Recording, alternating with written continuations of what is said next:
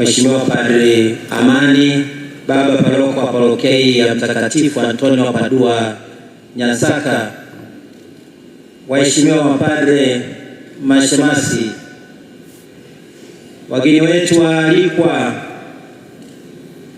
viongozi wa marafiki ya Radio Maria Tanzania Jimbo Kuu la Mwanza, watawa na waamini wote, Mama Maria, mama wa wote, tupandishe sauti zetu, alafu tutamalizia na vigelegele na makofi mengi. Mama Maria, mama wa wote.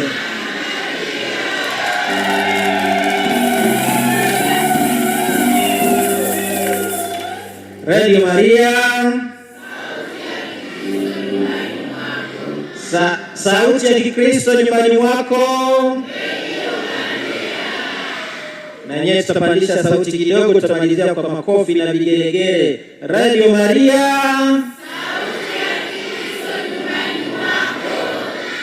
sauti ya Kikristo nyumbani mwako.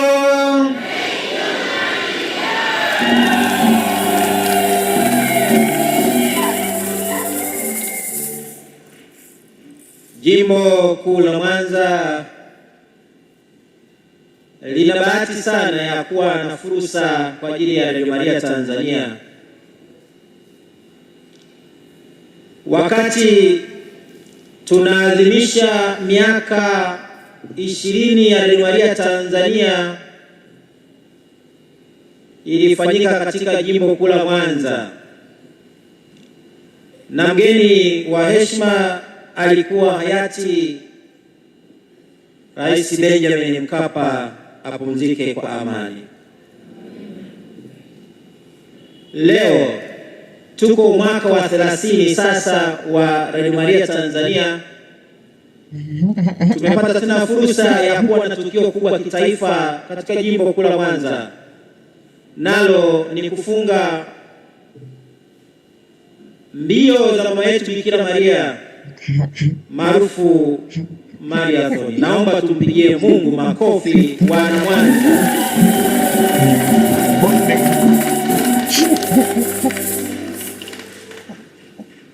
Na upekee wa pili kwamba maadhimisho haya yanapofanyika taifa, kwa upande wa Radio Maria Tanzania tupo katika miaka 30 ya uinjilishaji wa Radio Maria Tanzania, na sisi tunafanya maadhimisho haya. Kwa vyovyote vile tukio hili lina uzito kiasi kwamba mimi nayeongea nanyi sikustahili kabisa kuyafanya haya, lakini ninaamini Baba Askofu Mkuu alipopokea jambo hili amejitahidi sana. Karibu wiki nzima anafikiri afanyeje ili aweze kufika, lakini mwishoni kabisa akasema nimeshindwa, lakini katika huzuni kubwa. Sasa tumtume nani? Kimsingi wale waliopaswa kufika hapa ambao kidogo wangekaribia nafasi yake, wote imeonekana ni ngumu kutokana na majukumu ambayo tayari wamekwisha pangiwa kuyafanya. Basi kaonekana sasa yeyote aliyo karibu aende. Ndipo akanipata mimi, Padre Fabian Ngereja.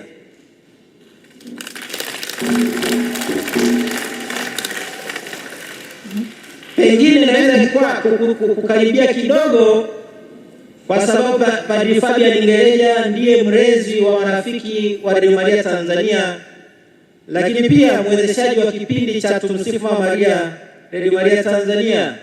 Kwa hiyo anaweza akanusanusa kidogo, na ndio maana nimefika hapa wana Mwanza kwa ajili ya kuwakilisha jambo hilo. Ninapokelewa?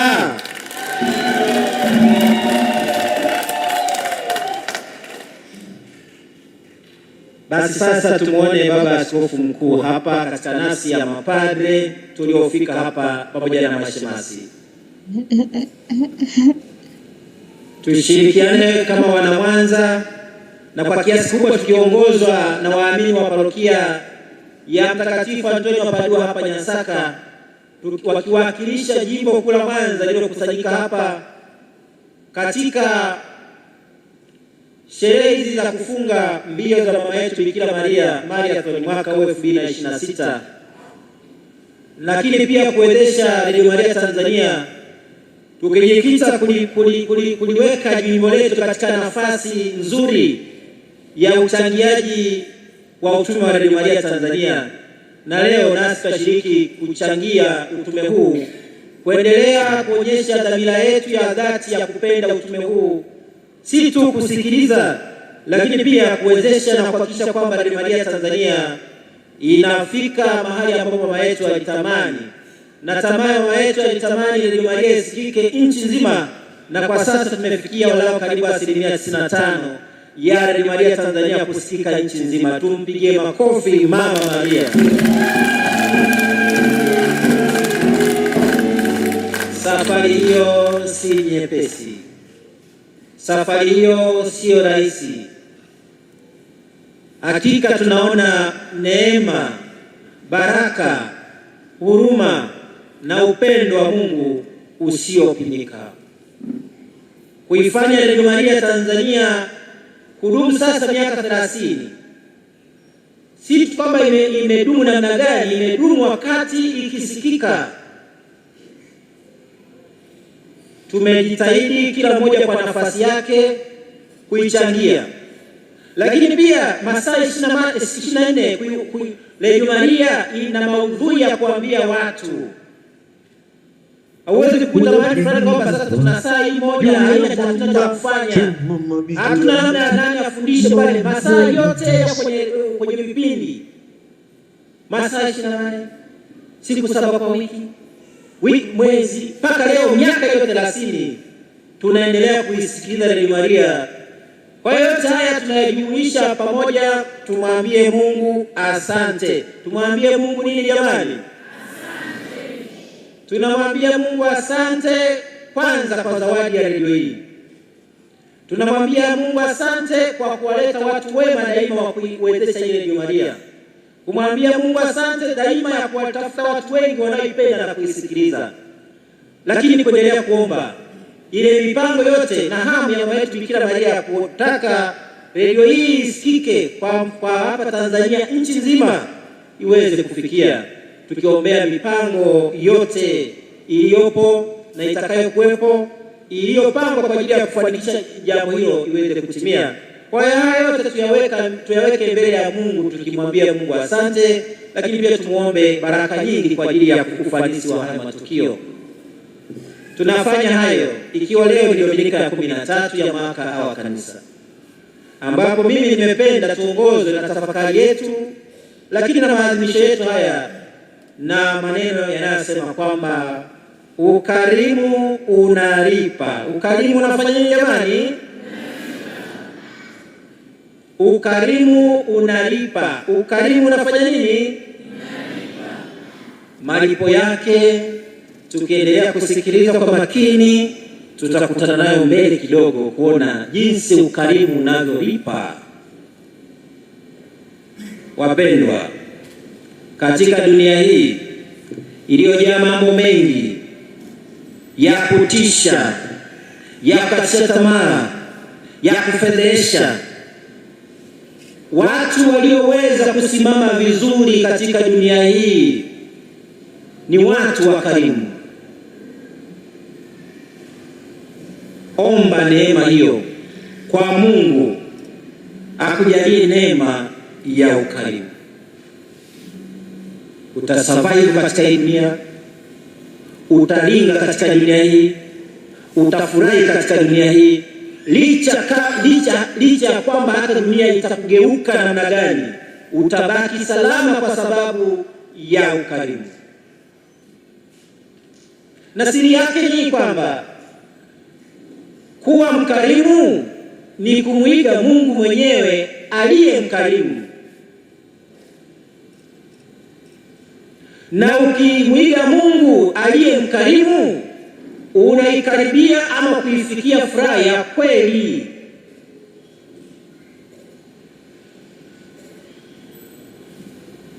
Na ukifikia furaha ya kweli utapata utulivu wa moyo na nafsi. Na hivyo ndio maana nasema katika dunia hii utaringa, utafurahi, utajisikia raha mstarehe. Kwa hiyo ukarimu unalipa. Masomo tuliyosikia yanatusaidia sana kutafakari wazo hili la ukarimu unalipa. Ukarimu unalipa kwa sababu anayefanya ukarimu anaonja uwepo wa Mungu hata kabla hajaanza kuona matokeo yake. Yaani unafanya hivyo si kwa sababu upate kitu gani, unafanya hivyo kwa sababu unampenda Mungu. Kwa hiyo mtu anayefanya ukarimu anaonja uwepo wa Mungu hata kabla hajapata matokeo yake. Na hili ndilo tutaliona katika somo la kwanza. Tumesikia katika somo la kwanza juu ya mwanamke wa huko Shunemu. Ili tuweze kupata muunganiko mzuri wa jambo hili, na tukaona kabisa kwamba ukarimu unalipa, tuvumilie kidogo tusikie walau kwa kifupi habari za nabii Elisha na huyu mwanamke wa Shunemu ambaye hataji jina, anaitwa tu mwanamke huyu. Nabii Elisha anapokea kijiti cha unabii kutoka kwa nabii Isaya. Isaya ambaye sasa kwa nabii Elia ambaye sasa ametoweka. Umesikia alitoweka kwa gari, kwa upepo wa kisurisuri, kwa gari la moto, ndivyo tunavyoelezwa. Kwa hiyo anayebaki ni Elisha, anachukua kijiti hiki. Elisha anapochukua kijiti hiki cha kutoa unabii, anaamua kuuza vitu vyote alivyo navyo, mali zake zote alizo nazo, abaki peke yake ili aweze kumtumikia Mungu kwa dhati. Elisha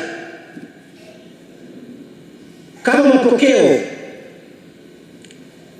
waliamini Mungu ili kusikia sauti ya Mungu, walimsikia Mungu katika sehemu ya ukimya. Kwa hiyo alienda kuishi, naweza kuita kwenye mapango. Huko aliweza kuisikia sauti ya Mungu na maelekezo yake. Kwa hiyo ilikuwa safari ya kutoka mahali kwenda huko, kuishi kwenye mapango kwa utulivu, aweze kuisikiza sauti ya Mungu. Sasa wakati anapita, mwanamke huyu kwa jicho lake likisukumwa na upendo na imani thabiti, mwanamke tajiri, mwanamke maarufu, tena kiongozi mwenye nafasi nzuri sana, ya nafasi kama nafasi lakini pia hata kiuchumi, anagundua huyu mtu anayepita hapa sehemu hapa anayokatiza hapa sio mtu wa kawaida. Huyu ni mtu wa Mungu, anaona hivyo. Ndipo anamsurutisha kwamba Elisha, unapopita na kwenda huko, karibu basi walau ule chakula. Elisha anatii, anapita na kula chakula. Sasa namna yake huyu mwanamke anaendelea kuona huyu mtu mbona ni tofauti.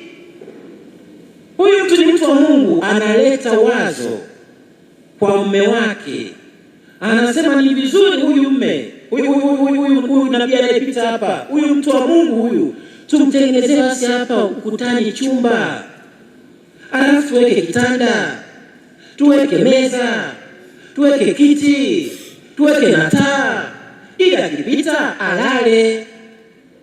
Ukarimu unafanyaje jamani? Ukarimu unafanyaje jamani? Oneni huyu mama anajua anachofanyiwa kwa sababu tu ya ukarimu.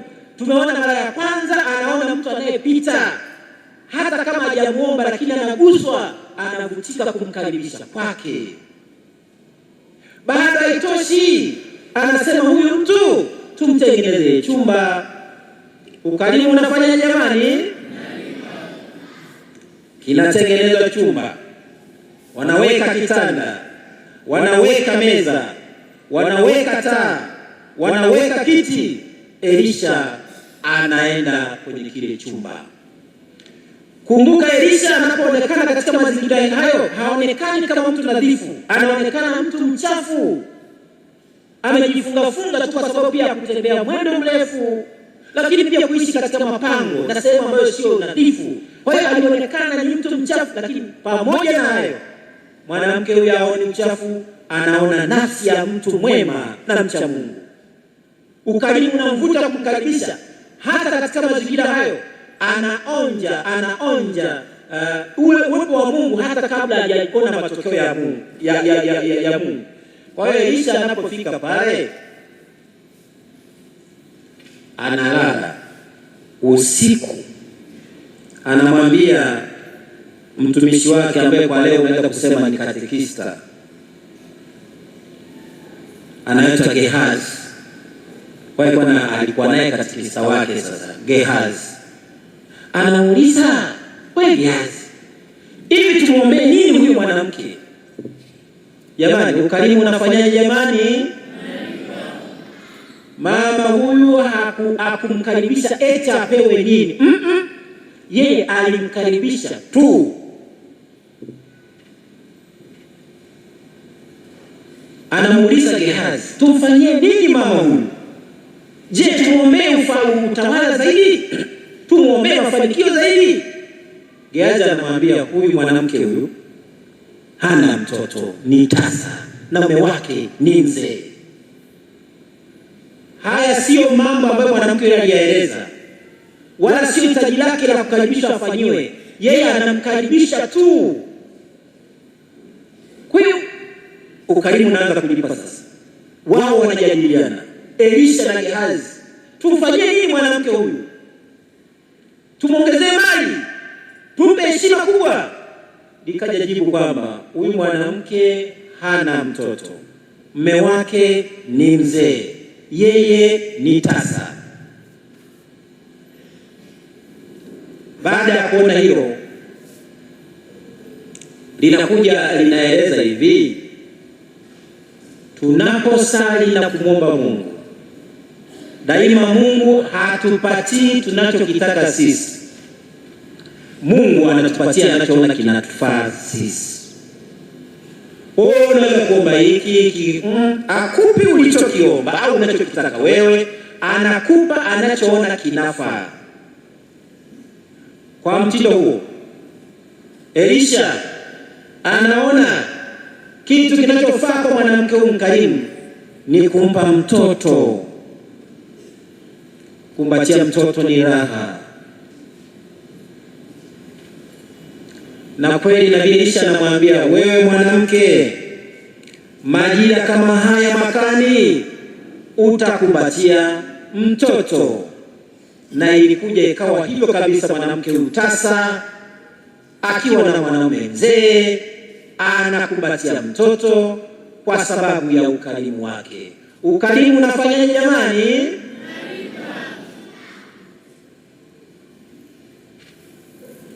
Lakini ukiamua kuwa mkarimu, sio jambo jepesi.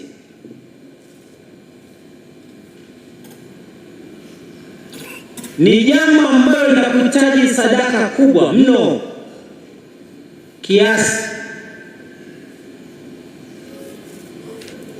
cha upendo wako kupungua kwa baba yako, kwa mume wako, kwa mke wako, eti kwa sababu ya kumpenda Mungu na kumfanyia ukarimu. Ndiyo Injili inayotufundisha leo. Karimu unahitaji sadaka, unahitaji kweli kujitoa kwa dhati. na kuwa jasiri kufanya ukarimu, kwa sababu unapoamua kufanya ukarimu mambo ni mengi. Kuna watu wao kwa asili ni wanawivu tu. Unaweza kuamua hata kwa mfano kama leo ukaamua kuitegemeza Radio Maria. Kuna watu wengine mpaka anakusikitikia, hivi huyu hela zote hizo kwa nini asingeweka kwenye vikoba wala akapata faida? Hivi huyu hela zote hizo anaziteketeza kwa Radio Maria, kwa nini huyu haoni maana? Siri hiyo itunze wewe, kama mwanamke huyu alivyoitunza siri hiyo, akijua ukarimu unalipa. Wapendwa, tunao mfano halisia wa mtu mkarimu, naye anaitwa Bikira Maria. Naomba tumshangilie Mama Maria.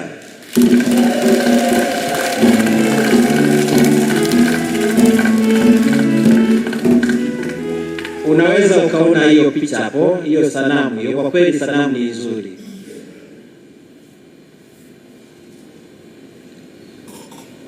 Huyu mama mnavyomwona hapo,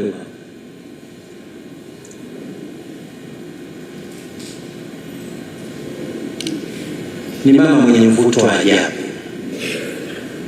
Amejaa fadhila zote katika ukamilifu wake: imani, matumaini, mapendo, ukarimu, yaani fadhila zote katika ukamilifu wote. Fadhila zote zile za kimungu ama za kibinadamu, kwa mama ziko furu. Kwa mama ziko namna gani jamani? Zimejaa. Sasa huyu ndiye mfano halisi wa ukarimu,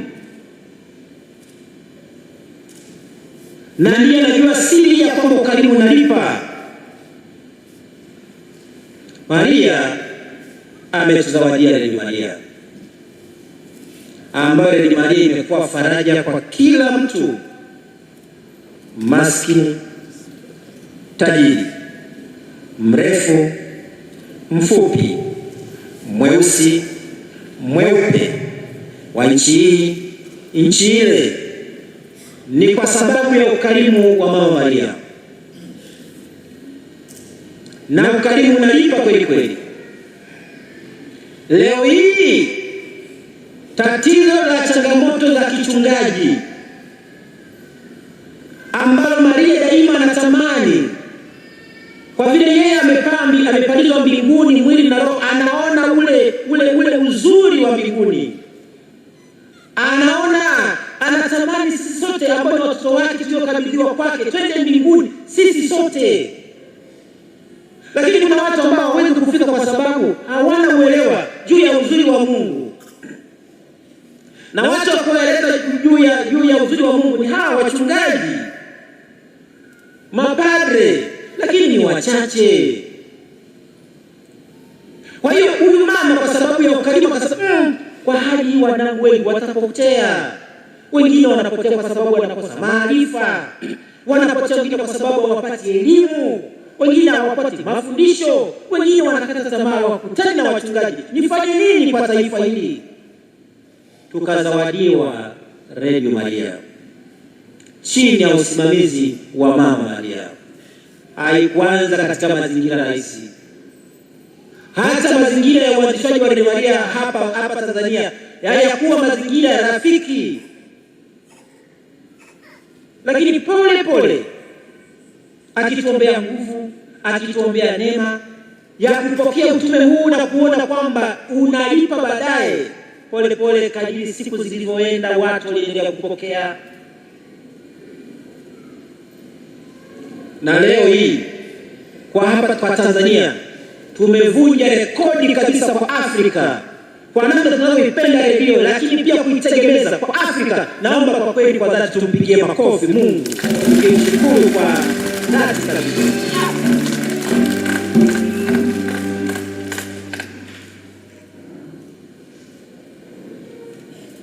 Ndugu zangu, unaweza leo ukaona kwamba haya mambo ya Radio Maria ni kitu rahisi tu, kiwepo kisiwepo sawa, kwa sababu na afya njema.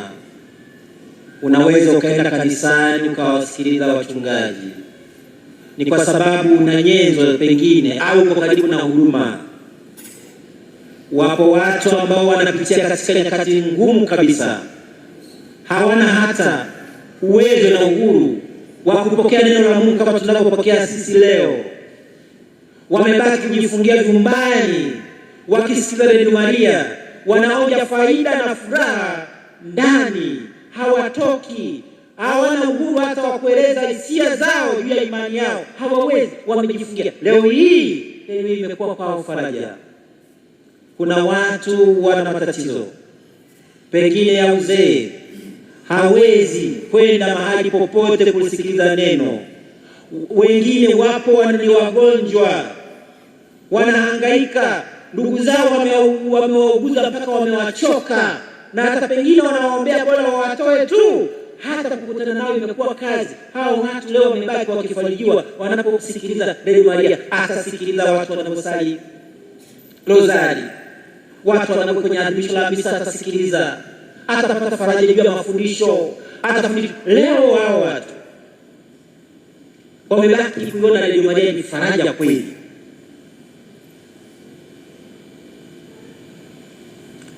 Ukarimu unalipa. Sasa leo sisi hapa Mwanza bado tuko kwenye rekodi nzuri sana. Kwa mfululizo wa miaka tumekuwa tukiyatekeleza malengo ambayo tunapangiwa kitaifa, na wana Mwanza katika parokia zote tumeendelea kuona mwitikio mzuri sana. Mapadri wetu wameendelea kutupokea vizuri, kutushirikisha, na mfano mzuri ni Baba Amani hapa leo. Naomba tumpigie makofi Baba Amani.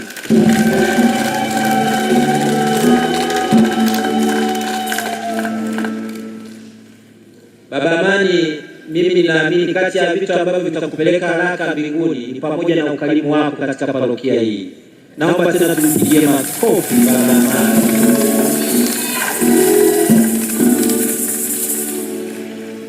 Nyansaka sasa ni parokia katika jimbo kuu la Mwanza ambayo iko furu. Yaani ingekuwa kama zile kumbi za starehe, zile kumbi zile za viwango. Unaweza kwenda mwezi wa kwanza ukataka ubuku mwezi wa 12 ukaambia iko furu. Ndio Nyansaka sasa.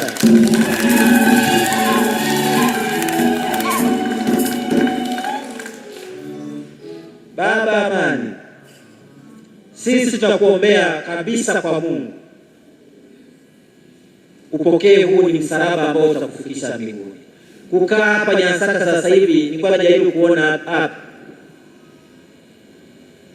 Nyansaka hii, kama kungekuwa na uwezekano kupewa appointment unakataa, hapa sio pa kukimbilia.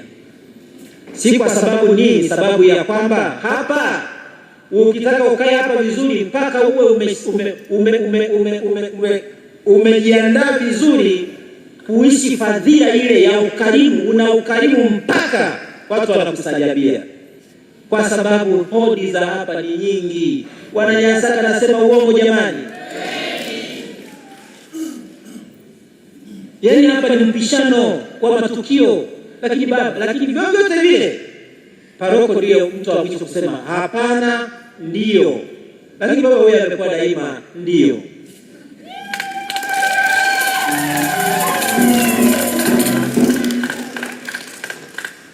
Sasa baba, endelea kusema ndio. Niseme tu ndio. Hata leo ilikuwa jambo hili sio rahisi. Tunajua hapa kuna maandalizi ya upadilisho na sio rahisi. Kuna mfululizo wa matukio mengi tu. Wiki ya Jumamosi iliyopita hapa walikuwepo hata jimbo hapa. Lakini zile zilizotangulia mambo ni mengi tu. Lakini baba wewe inaonekana ile somo la ukarimu nalipa analijua sana. Baba hongera sana. Najua ile somo la ukarimu unalifahamu na umeielewa sana. Na hata ninapoongea hivyo naona hivi udogo vipi huyu?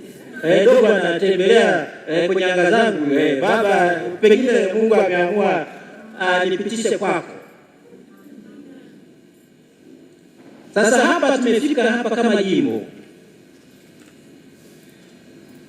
tumepokea ugeni wa kitaifa na unawakilishwa na Padre Dominic Mavula. Baba Dominic, naomba usimame nadhani kwa sababu naona Baba Dominic ametoka makao makuu Dar es Salaam. Yeye ndiye mkurugenzi wa matangazo ya Radio Maria Tanzania, yuko makao makuu Dar es Salaam. Kwa hiyo hata kama unamuona peke yake, amebeba jopo zima la wana Dar es Salaam kwa maana ya makao makuu kuja hapa Mwanza kuona ukarimu wa Mwanza, kuona jinsi Mwanza tunavyoipenda na tunavyoipokea Radio Maria. Makofi na vigelegele sana.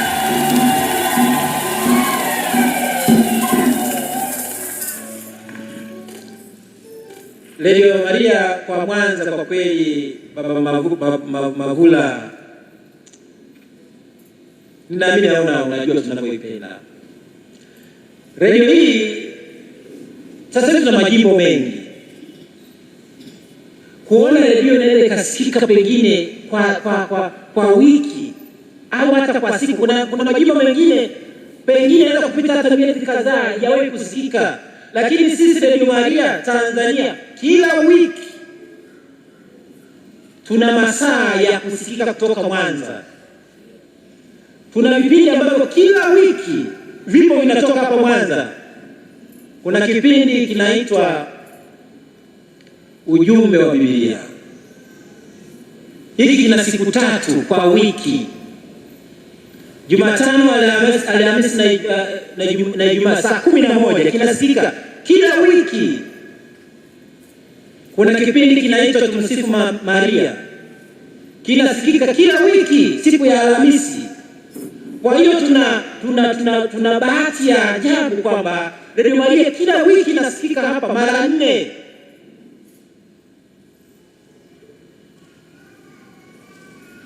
Na wawezeshaji wa vipindi hivyo ni Baba Amigu na Padre Fabian Ngeleja.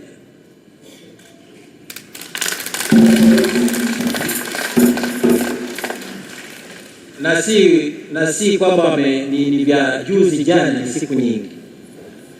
Amigu ameanza vipindi tangu mwaka 90 97 au 98 hivi,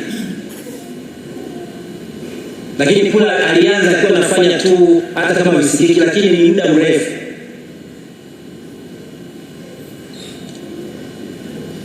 Sisi tumeenda kama vijana wake mwanzo. Mimi nimeanza vipindi tangu mwaka 2010. Leo ni muda gani jamani? Toka mwaka 2010 mpaka leo, miaka mingapi jamani? Sasa ninapoambia ukarimu unalipa na huyu mama analipa, unafikiri nasema uongo? Ni practical hii kwamba uwe unapenda kusikiliza, uwe unachangia, uwe unashiriki kwa vipindi, lazima tutapata faida, kwa sababu yote haya yanahitaji ukarimu. Sasa sisi tumefika hapa kama wana Mwanza, sasa tumepewa heshima hii ya kufunga mbio za mama yetu Bikira Maria, kampeni hii ambayo kwa kweli ya mwezi Mei, na inapaswa kwa kweli iishie mwezi Mei, lakini kwa sababu ya tofauti za majimbo, namna tunavyoweza kukusanya michango yetu, tunaenda mpaka mwezi Juni kama sasa.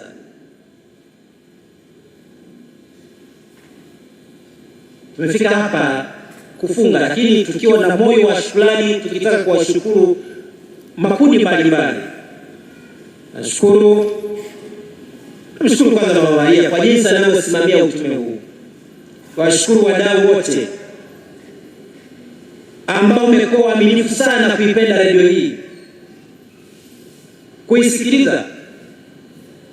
Baadaye tutasikia tu kutoka kwa mkurugenzi wetu hata kujua masafa, uone kwamba radio hii ina masafa mengi, na masafa hayo kuyafanya yawe hai sio rahisi, yanahitaji gharama kubwa, lakini tumejitahidi katika umoja wetu na mshikamano wetu, tumeungana kwa pamoja kuhakikisha kwamba kweli Radio Maria inasikika masaa 24. Tumewezesha kampeni zetu nyingi kitaifa, tunaona mpaka tunavuka malengo. Kwa hiyo tunakuja tumshukuru Mungu kwa ajili ya kila mmoja wetu ambaye amekuwa sababu ya kuwezesha Radio Maria hapa Tanzania. Tumekuja hata sisi kwa namna pekee wana Mwanza kuwashukuru, kuendelea kuwashukuru na kuendelea kuwaomba kwamba tukazane kuendelea kuipenda redio hii. Na redio hii kimsingi tunategemea ni waamini wale muibebe sana. Muibebe sana, muipokee na muibebe kwa wivu mkubwa, kwamba isionekane kwamba kuna mahali redio hii inapuuzwa. Tukiisaidia, watu muombe Mungu atusaidie tuendelee kabisa na ushirikiano huu kama taifa.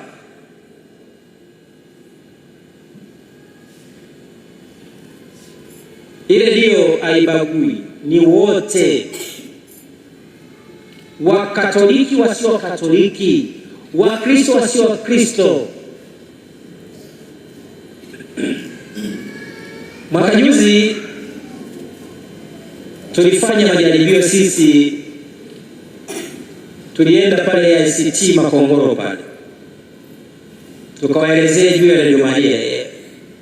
Wale watu walipokea mpaka tukawapa na bahasha za Radio Maria AICT pale, na kweli walichangia. Tunasikia Zanzibar jinsi ambavyo wanachangia Radio Maria. Sasa kama hivyo, kwa nini sisi tusiongeze nguvu zaidi? Tunaamini sisi tunajua, tunaweza kujua zaidi na maana wake zaidi, ili tuhakikishe kwamba redio hii inapepea, inafika kule ambako mama yetu anatamani kufika, kwamba isikike nchi nzima. Na kwa kweli tumefikia sehemu nzuri. Tumuombe Mungu atujalie neema ya kuendelea kujituma na kushirikiana kwa pamoja, ili kweli Radio Maria iweze kusonga mbele. Mungu atusaidie katika kampeni hii, na sisi wana Mwanza tuweze kufikisha malengo. Kwa hiyo kwa umoja wetu, naamini mpaka sasa tulikwama kidogo kwa sababu ya majukumu yaliyotokea hapa. Mlijua tulikuwa na matukio mengi tu hapa ya kijibu ambayo haikuwa rahisi kuendelea kuzishirikisha parokia zetu ushiriki. Tukasema tuache tutulie kwanza, tuyapisha matukio yaendelee, na kweli tulitulia. Na sasa mengi yamepita. Sasa tukasema zimebaki siku chache, lakini siku hizi zinaweza zikabadilisha historia kabisa, tukafikia malengo yetu na Radio Maria Tanzania tukaendelea hapa Mwanza, tukaendelea kufanya vizuri. Mwenyezi Mungu atusaidie, awe wetu Bikira Maria endelee kutusindikiza na kutuombea, ili tuende kweli kufanya vizuri, na siku ya mwisho tukienda huko Maria aseme, wanangu mlifanya vizuri kuhakikisha kwamba utume umeenea pote, na hivyo tukaribisha huko mbinguni. Radio Maria, sauti ya Kikristo nyumbani mwako.